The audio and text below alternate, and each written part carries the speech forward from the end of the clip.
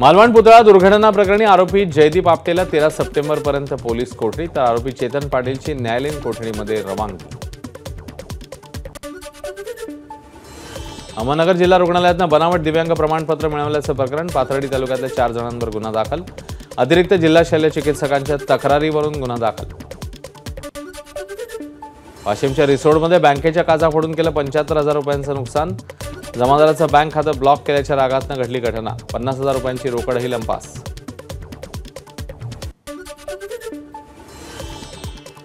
सांगलीच्या तासगावात रथोत्सवादरम्यान महिलांच्या अंगावरील दागिन्यांची चोरी, अज्ञातांविरोधात गुन्हा दाखल। पुण्यामध्ये गॅस एजन्सीत गुंतवणूक केल्यास अधिक नफा मिळवून देण्याचा आमिष दाखवून गुंतवणूकदारांची फसवणूक, भाजपचे माजी नगरसेवक उदय जोशी आणि त्यांचा मुलगा मयुरेश जोशी यांच्यावर गुन्हा दाखल।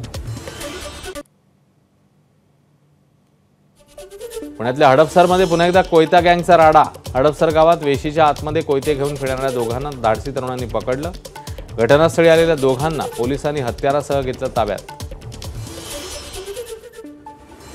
नाशिकमध्ये हातात हत्यारा घेऊन रील्स बनवण्याला घडवली अद्दल, वाढदिवशी हातात हत्यारा घेऊन बनवली होती रील्स, चौघांना अटक।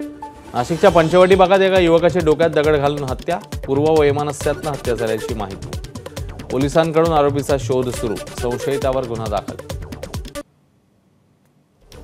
जालना जांबाडी हॉटेलमध्ये तरुणाची निर्घृण हत्या, रात्रीपासून पोलिसांचा मोठा बंदोबस्त।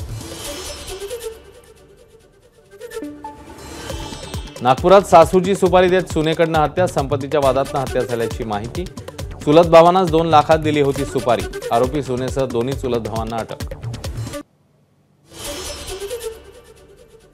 नालासोपाऱ्यात 10 वर्षीय मुलीवर सामूहिक अत्याचार, एका आरोपीला अटक, दुसरा आरोपी फरार, आरोपी राहुल धेडेला 5 दिवसांची पोलीस कोठडी।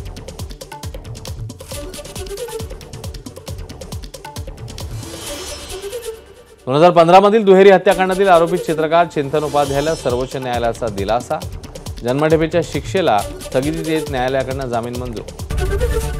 एबीपी माझा, उघडा डोळे बघा नीट।